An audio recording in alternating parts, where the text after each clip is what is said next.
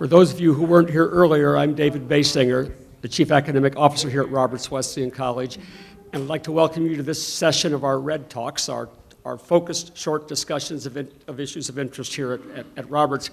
We're focusing on our institutes, new institutes, and some of you were here and know that we talked about the Business Institute first. And now we're going to be discussing the Justice and Security Institute, and we have the director of the institute, Joe Testani, here, and he's going to be speaking to us on how to prevent acts of targeted violence. Joe. Very good. Let's welcome Joe. Thank you, Dave. My name is Joe Testani. I am the director of the Justice and Security Institute. I took over that position in December of 2018, and I've been working at the Justice and Security Institute ever since. The Justice and Security Institute was actually formed here on Roberts Wesleyan campus in 2016, and the concept was to work with our public and private sectors within the greater Rochester area and try and determine their security needs or law enforcement needs, problems that they were having, to bring back to our campus and see if we could find solutions for them. And what we heard overwhelmingly from both public and private sectors, K through 12 schools, higher education schools, businesses, houses of worship, was this phenomenon of the active shooter, or what we in law enforcement call mass casualty attacks. These attacks had started to occur in a higher frequency and had become much more deadly. That caused fear and anxiety, not just in the communities where the attacks would occur, but in our country overall, and people were looking for solutions to these problems. They brought this to us at the Justice and Security Institute, and we wanted to help them be more preventative. Thankfully, law enforcement had been dealing with this issue for decades, literally, and I came from that background. I had spent 32 years in the FBI working international and domestic terrorism matters. And after September 11th, we had promised the American public that we were going to be preventative. We were going to stop acts of terrorism from happening. Terrorism, like active shooters, are just one component of targeted violence. The system that you utilize in law enforcement to stop domestic terrorism groups from the left wing or the right wing, or international terrorists from committing attacks, is the exact same system you would utilize for an active shooter, or again, a mass casualty attack. So what we did at Roberts was we took the best practices that law enforcement agencies and national security agencies had been employing for years, tactics from the FBI, tactics from the Secret Service, who had gotten very good at looking at stalkers or people who were obsessed with killing high-profile figures. And we studied their studies. They've actually put it out there as best practices, but each agency had sort of its own way of doing it, and there was a core of similarity between these organizations. Academics began to study it in 2013, two of the most famous, Calhoun and Weston, and they put out a process. We traveled around looking at this process and seeing how some people had implemented it all the way to Oregon. And what we did was we took all of their practices and combined them into what we thought was the best of the best. And then after outlining that, we created a training program and a training module for that practice. We actually created a 3-day course where we'll go out to your institution and we will teach you how to employ this system. Not only will we teach you how to employ this system, we will run you through some practical exercises, setting up your team and giving you real-life scenarios to work through so that you have the capability to prevent these acts yourselves.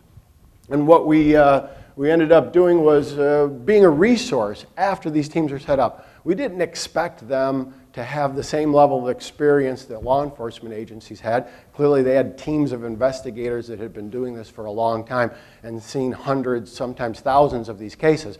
So we wanted to be there as a resource, and that's sort of a unique thing for us, that once we go out and conduct this training, we're there as a source for you to reach back to if you have questions or further information or just retraining or refreshers.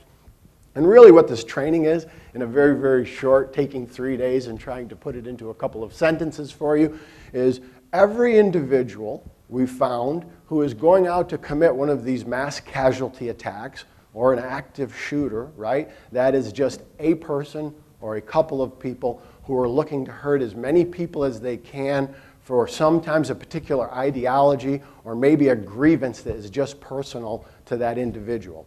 So those individuals all go through a process, and it's stages, and you can see that up on the middle screen, and each one of those stages have actions that that individual takes.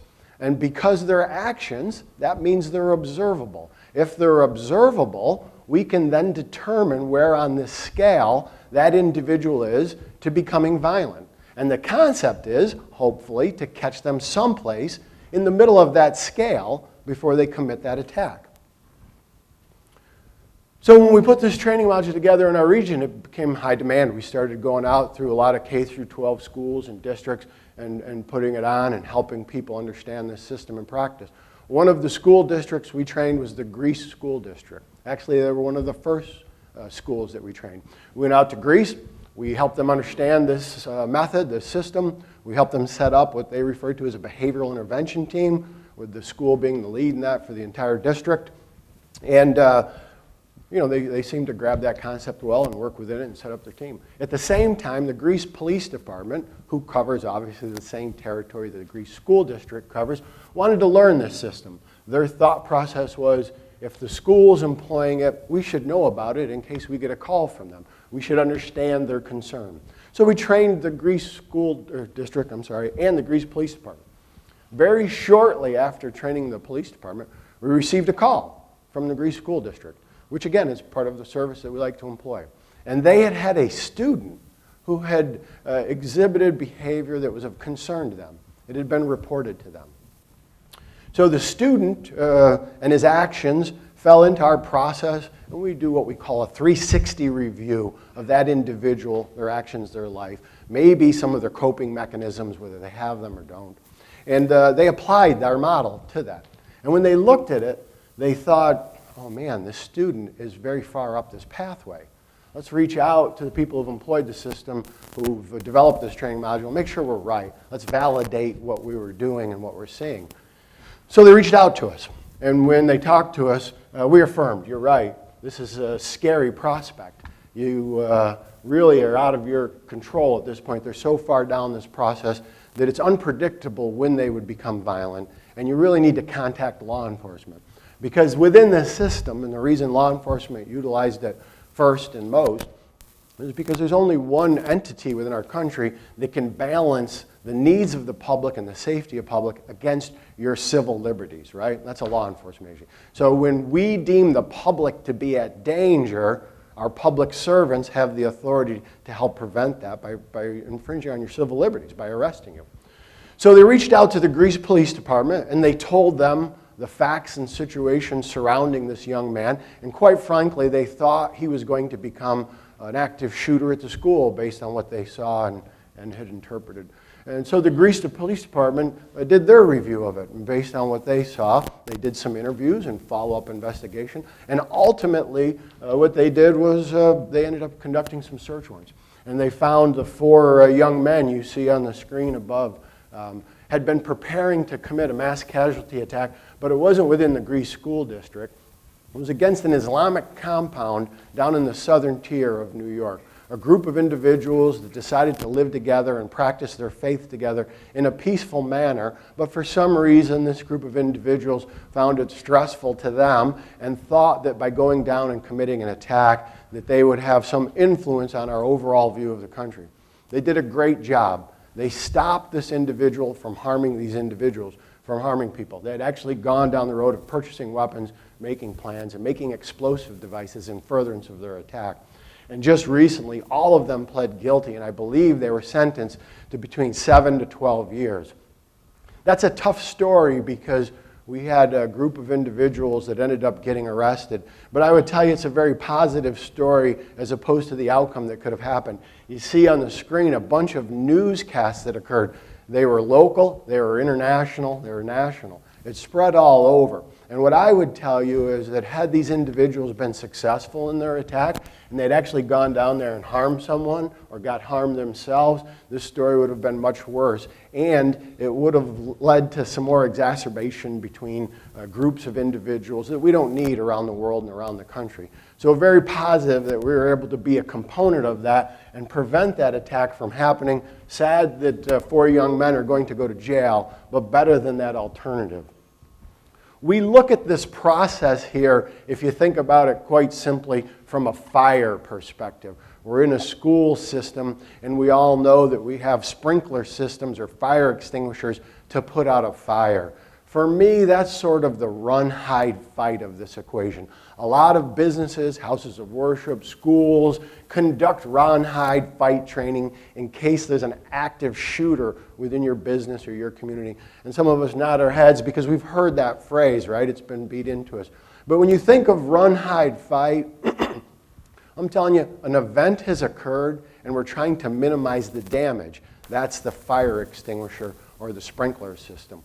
What we're trying to enlighten people and inform them about is our system, or this preventative model where we review individuals' behavior and report it and assess it, is your smoke detector. We're trying to let you see a problem before it causes damage.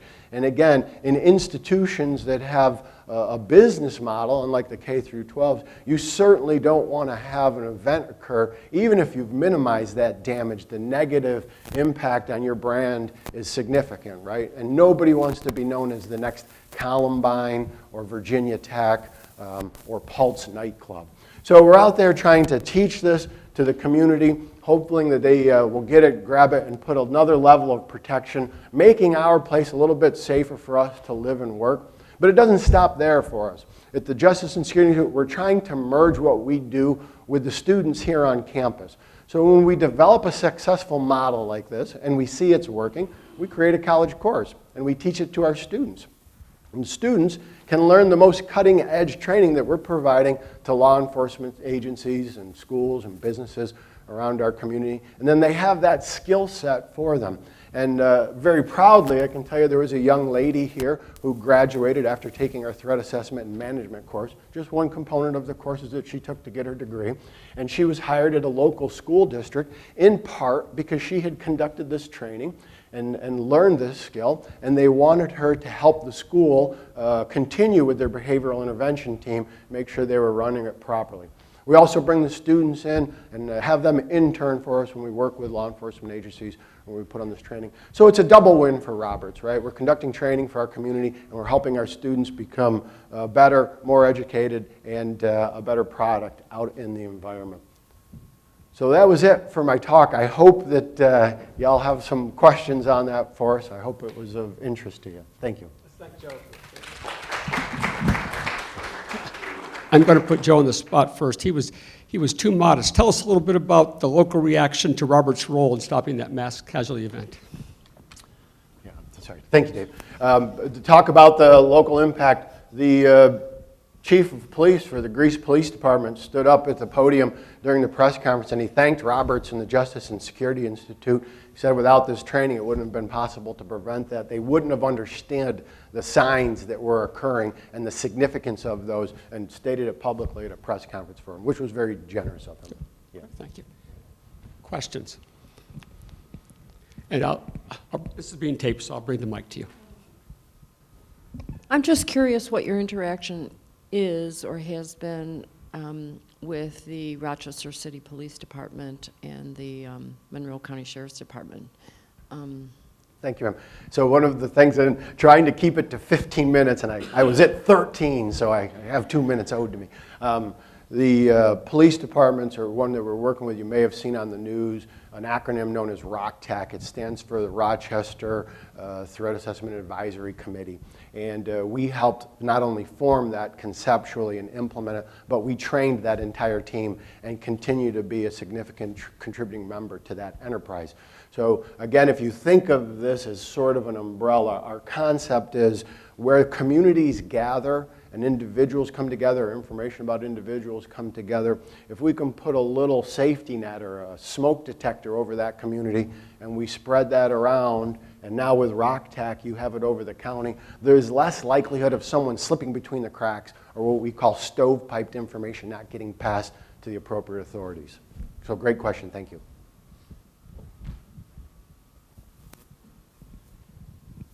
Joe, to that point, at the announcement of the Calisano gift for the Community Engagement Center, I believe Todd Baxter talked about specifically the fact that people in law enforcement in Greater Rochester area are now talking to each other in ways that they weren't before, and I think that is a significant step forward for the community, and I believe the JSI has had a significant role in making that happen. Thank you, Steve. That's exactly what he said. Without the JSI, we wouldn't have been able to get to where we are as a law enforcement community. And again, I think that's a great combination of the practical experience your staff at Roberts Wesleyan has, as well as the academic expertise to fix these issues. And we hope to pick up other issues like this. We're working on interview and interrogation for law enforcement to be effective but in a humane manner.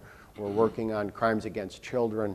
We've got a few other areas that we're exploring and trying to improve our practices and becoming more effective, but also more people-oriented. So do you have a vision beyond Rochester? Obviously, the initial focus has been in this community, but what do you see down the road? Yeah, to be quite honest with you, Steve, the demand has exceeded our capabilities to keep up with it at this point.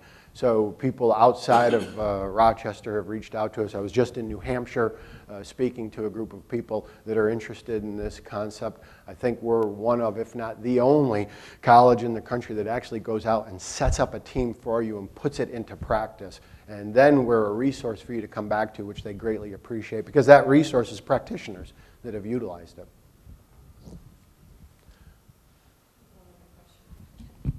It strikes me that it's great what you're doing, but it seems like it would need tentacles. Like you mentioned, the school district. I'm thinking of social service providers and the whole trauma-informed piece of that, where they're in constant contact with traumatizing. I smile, ma'am, because you kind of get what we're doing, and again, limited time-wise, that's part of the team, right? So you've got it exactly. You need that social net conceptually, and certainly happy to take the time to explain it a little more if we have time.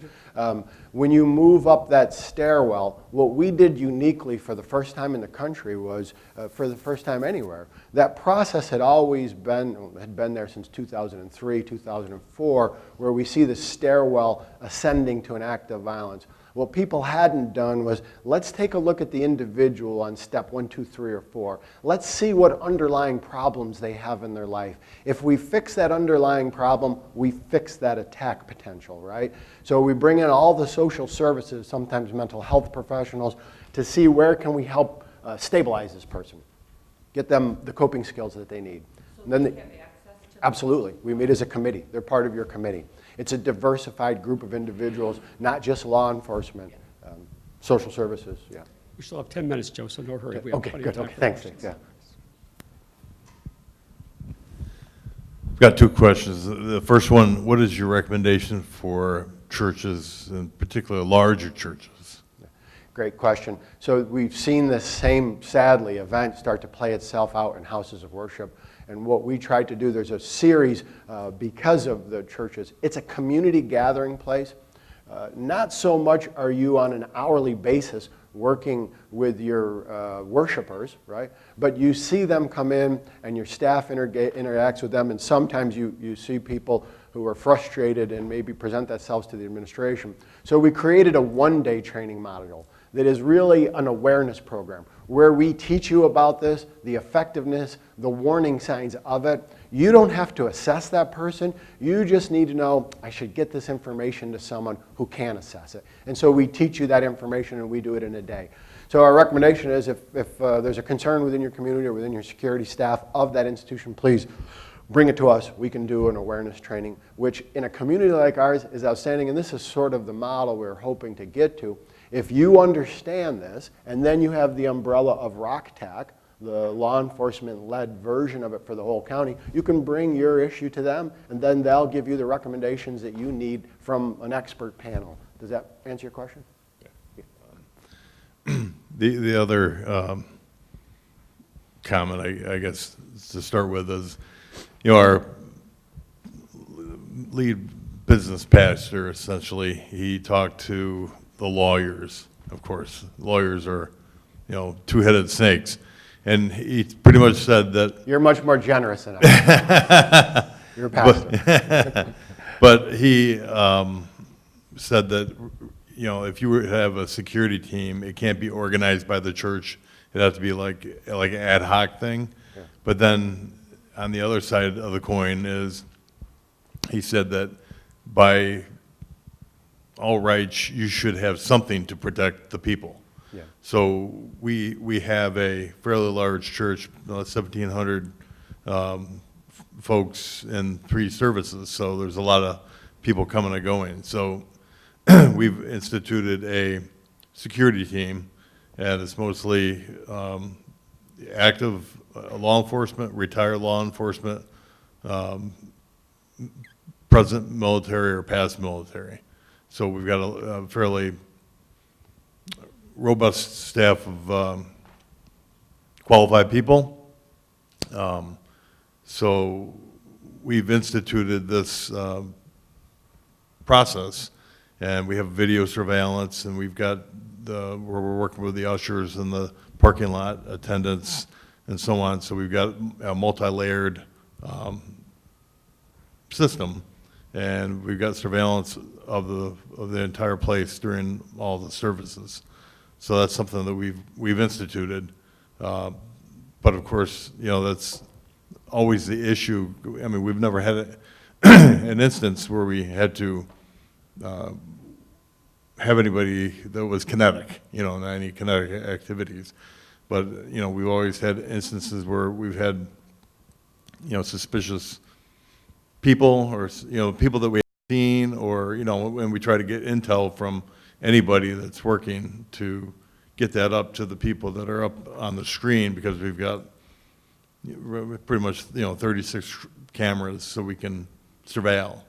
And so that's a process that we've put into place that works pretty well. Yeah. So I don't know if you've got any comments on Well, I what have we're a doing, couple, or- that's a lot, and I'll unpack a couple things for you just quickly. One, we're available as a resource to reach out to for help in establishing that.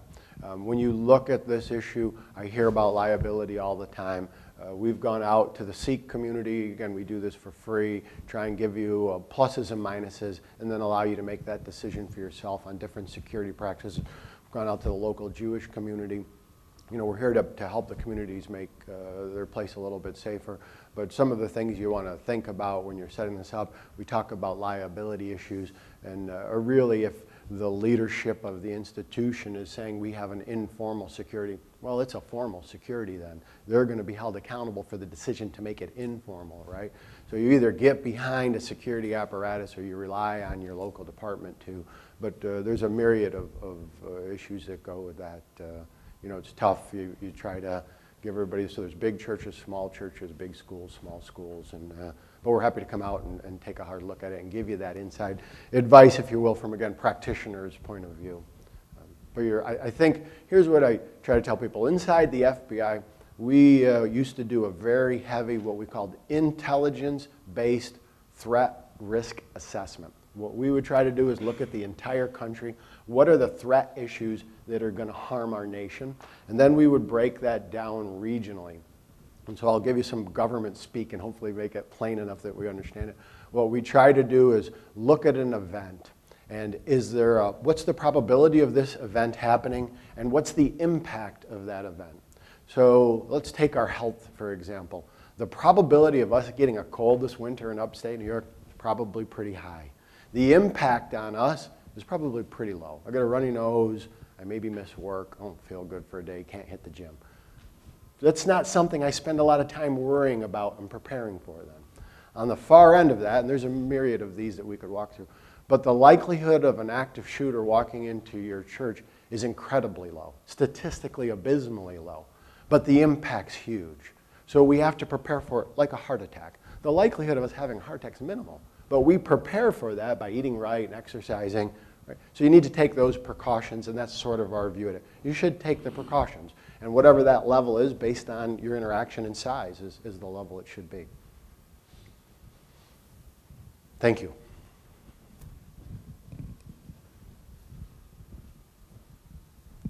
unless I'm misunderstanding, so most of what's been developed is for people in positions of authority. In going through the process of finding out what's best for them, have you come across things that could be shared with the general public that would, they could do for themselves? Absolutely, right? So here's, if you think about this again, I'm going to get into the way in the weeds of my life, my old life. I got to stop saying that. I've been here for several months now. This is my new life. In my old life, what we would say is there's 3 areas to make our community safe that you need to engage in a situation like this. You want to have the awareness. The public needs to be aware of what they should report. What is suspicious behavior? And we did that very well after September 11th, right? And then you need a reporting mechanism. You need the public to know what's bad, and then who do I call when I see something bad? And in that reporting mechanism, again, we did a great job. Everybody knows the phrase when I say it, see something, say something. It was a cute expression that we came up with. We put out 1-800 numbers, websites to anonymously call in, apps on your phone. We got the reporting down, and then you need to manage what's reported, and that's what the Joint Terrorism Task Forces around the country and around the world, quite frankly, did. So you've got to do the same thing in a community. And Roberts, right now, and I'm excited to say some of this stuff, right? We have that awareness piece. We can conduct that training. We can set you up with a behavioral intervention team or a threat assessment and management team. We can give you management. We're working on the reporting piece. We're in for a couple of grants. We hope we get them, but we'd like to be able to go out and give you an entire package. If you don't already have a reporting mechanism, here it is. So some of the things that community can do is learn that awareness piece, right? And again, coming out, putting on very short one-day trainings for larger groups or 2-hour training like this one for smaller groups is something we can do to get that awareness up. What are the warning signs and risk factors that we want you to see in someone's behavior to call Tack or your own threat assessment team?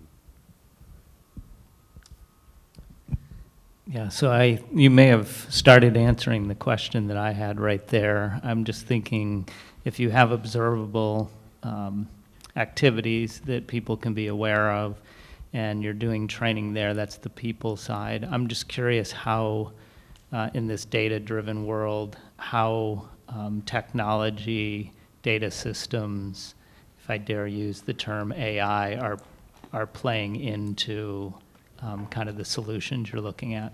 I have a bad habit of smiling when people ask me a question I like. You'll catch my poker face if I don't smile. I love that question. Thanks for teeing it up. You didn't. But so we want to have our own app for reporting, and we're working on trying to develop that internally here in the campus, and hopefully we get some grant money to get that app so we can go to a business, church, school and say, here's your app. Put it on your smartphones. Put it on your computers. We're also working towards, and we're going to put this online. I like to keep it a little bit lower key, but we're working on trying to take those indicators, and is there a way that we can work with computer people and figure out an algorithm to weight them so that you don't need or can assist the human factor in determining the significance of those. So the algorithm would weight each one, and then you would have just a couple questions on a computer screen, and it would go from green to yellow to orange to red or something. And then, I need to call Tack or the police, right?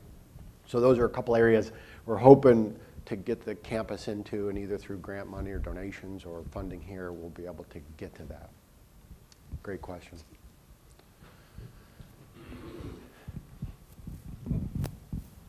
I was just going to ask, are there any resources or books that you'd recommend if I was interested in learning more about this I did it again, whole didn't I? thing? I got a big grin. I'm really proud of the work at the FBI, right? So they put online, after Virginia Tech, they held a conference down in Quantico, Virginia, our training base, where they brought in law enforcement not only from the United States, but from around the world, New Zealand and England. And they brought in academics from around the world. And we said, let's take a look at this problem of active shooters or mass casualty attacks. Let's see if we're doing this the right way and giving the right advice, and let's have a hard review. They determined that the way we were doing it probably was the best way. They tweaked it a little bit, and then they put out a book, and I would encourage everybody to read it. It's called Making Prevention a Reality. I have it up on the slide. I think it's 168 pages. I've obviously utilized it and read it myself. Yep, on the left-hand side. Making Prevention a Reality. Short read, great read. but it sets it up for you, and it gives you that top view level. And we tell everybody, when we're done with training, grab it, we print it out, hand it out, we give a digital version of it. So it's something anybody can do. Uh-oh, former student, here it comes. Former student. So in terms of research, like what are some questions that you guys are looking to find out? So like, I guess broader research questions that academics and, I mean, possible students like myself can maybe even assist in like doing for like a thesis. Yeah, I'll give you a great one. So, and I apologize to the audience, he's done this work with us, so we're going to go really down into the weeds here. But as you know, an individual who's going on to commit a mass casualty attack usually tests themselves with some act of violence first, right? And so that gives them the confidence to go out and commit an act of violence. What we had thought in the FBI, at least locally and regionally, after seeing some of the influence of the internet on our individuals and looking at a study that was done by American University in Chicago, the video imaging is having a huge impact. And can that be a substitute for what we used to call novel aggression, meaning an act of violence as a test? Is the internet and digesting that kind of material a substitute for novel aggression? Because once we saw the number of individuals that stated watching these violent videos and very graphic, real videos online was the final motivator that allowed me to go commit that attack, we started to, one, put it up on that scale of concern for us, and two, is that an act of novel aggression? Should we start to think about substituting that in for that? I think it'd be a fascinating area to do some research on, right? Time for one more question. Sam, I wish I had something for you to model for us, but I got no tchotchke stuff for you. We could have got you on YouTube. So can you speak to, is this almost entirely gender-specific, almost non-existent in females? Yeah, well, we say there is no profile, right? And we don't want people to look at a profile. As a matter of fact, that's how this system was implemented. We started to look for a profile, and we realized there is no profile of the person who's going to go commit a mass casualty attack. But there are actions in place. So you do see a lot of men, I want to be honest with you, and you see a lot of white men, but it's not exclusive to that. You see poor people, rich people, mixed race people, it's all over the spectrum. Some women, not a lot, but some women for sure. So we don't want people to have that influence their thinking and assessment because there is no clear profile. And the experts, the best experts in the world looked at it and just couldn't come up with one, age-wise or anything. Again, you've seen older gentlemen commit a mass casualty attack down in Washington. Let's thank Joe for sharing that. Thank you for having me. I hope it was interesting. Thank you.